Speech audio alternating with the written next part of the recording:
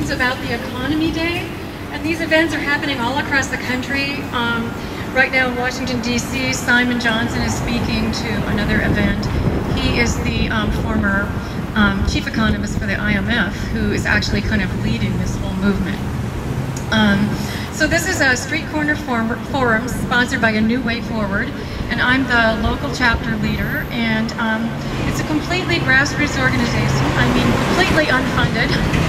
It began in March '09 by a group of young people who were so angry about the economic collapse, and they're following in the lead of Nobel Prize-winning economists Joseph Stiglitz, Paul Krugman, and many others.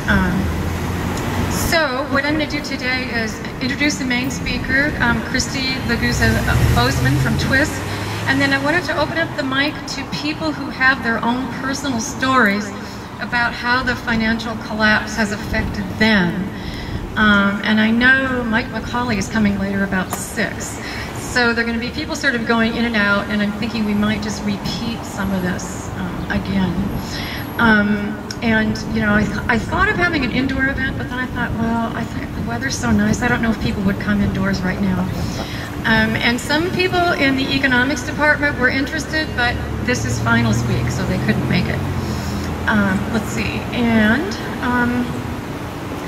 I also want to say that I didn't realize at the time I scheduled this that it was the same time as the event commemorating the pipeline disaster, and just to say how much my heart goes out to the families who lost their kids there.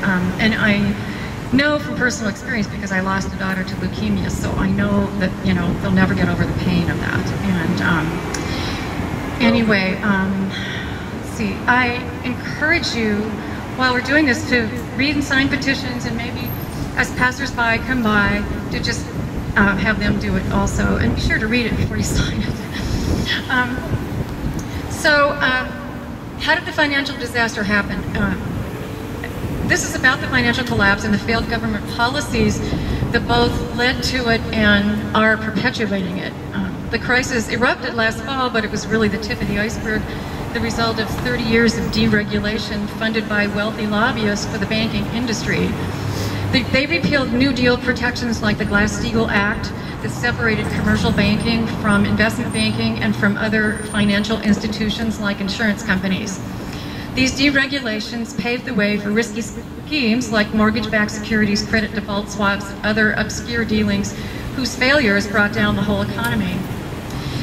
They brought it all down because they were huge and interconnected, and the only solution to the root cause issue is to break them up.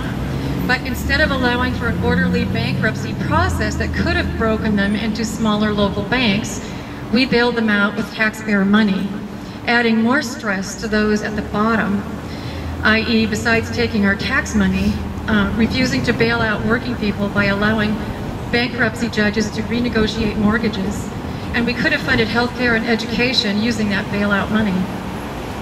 To quote Christine Varney, the head of the Justice Department's Antitrust Division, this is from the New York Times, severe recessions can provide dangerous incentives for large and dominating companies to engage in predatory behavior that harms consumers and weakens competition. So, you know, make no mistake about it, we do need to save the banking system, but we need to save it in a way that it works for everyone, not just the top 1%. So here's a statement from A New Way Forward. Powerful bankers have taken over the government's response to financial crisis, costing millions of Americans their savings, their jobs, and their homes. We want President Obama and the Treasury Department to take the following actions that will address the root problems to restore the economy for all of us, not just the financial oligarchy. The too big, too complicated banks must be broken up with strong new antitrust rules in place. No financial institution should be allowed to grow so complicated that they can continue to dominate our politics and get away with risky and predatory practices. Any bank that's too big to fail is too big for a free market to function. Specific demands are: 1, nationalize. Experts like Simon Johnson, Paul Krugman, and Joseph Stiglitz agree on this. Insolvent banks that are too big to fail must incur a temporary FDIC intervention. No more blank check taxpayer handouts. 2, reorganize. Current CEOs and board members must be removed and bonuses wiped out. The financial elite must share in the cost of what they have caused. 3, decentralize.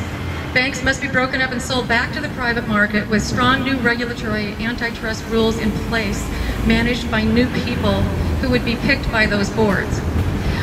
I think I already said that, but the banking system does need to be saved, but in a different form that works for all of us.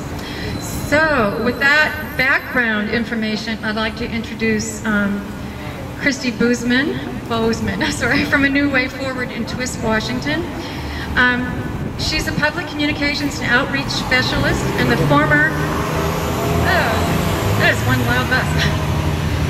The former community outreach coordinator for PBS station KCTS in Seattle. She creates public education and outreach campaigns for documentary producers and nonprofits. She's also earning her master's in public administration, where she is focused on the economic and social health of the nation. She presented her first academic paper on monitoring social versus economic indicators at the What's the Economy For Anyway conference in Washington, D.C. in 2007, and has recently completed an alternative economic policy proposal entitled Plan B, Recalibrating an Economy in Decline, Building an Economy in Balance, which you can find at her website at klbcommunityconsulting.com. She's here to talk about how Wall Street influences our economy and our lives and what we can do about it. So, cool.